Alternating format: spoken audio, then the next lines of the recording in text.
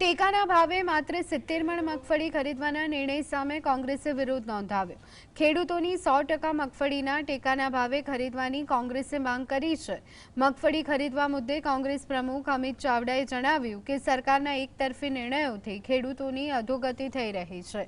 પહેલા કપાસ પરની આયાત ડ્યુટી નાબૂદ કરી ખેડૂતોને નુકસાન પહોંચાડ્યું, હવે સરકારે મગફળીના પકવતા ખેડૂતો પર વ્રજઘાત કરી રહી છે। કોંગ્રેસ પ્રમુખ અમિત ચાવડાએ મગફળી ખરીદી मुद्दे सीएम ने पत्र लख्यो। खेडूतो द्वारा जेटली मगफळीनुं उत्पादन थयुं छे ते तमामनी खरीदी करवानी अमित चावडाए मांग करी।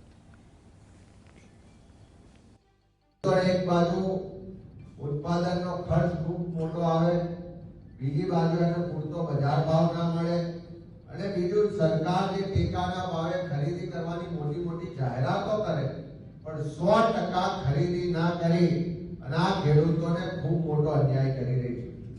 सोनानो भाव વધ્યો અને આ સોનું જે છે એક પ્રતીક છે કે એનો ભાવ વધે, કારણ કે અગાઉ પણ સોનાના ભાવ વધ્યા છે પણ સાથે સાથે ખેત ઉત્પાદનના ભાવ પણ વધતા હતા। પેટ્રોલ અને ડીઝલના ભાવ આજથી 11 વર્ષ પહેલા જે હતા એનાથી દોઢા થયા છે। દવા, ખાતર, બિયારણ જે છે એના ભાવ બમણા થયા છે। નરેન્દ્રભાઈએ કહ્યું કે ખેડૂતની આવક બમણી કરી નાખશું, જાવક બમણી થઈ છે।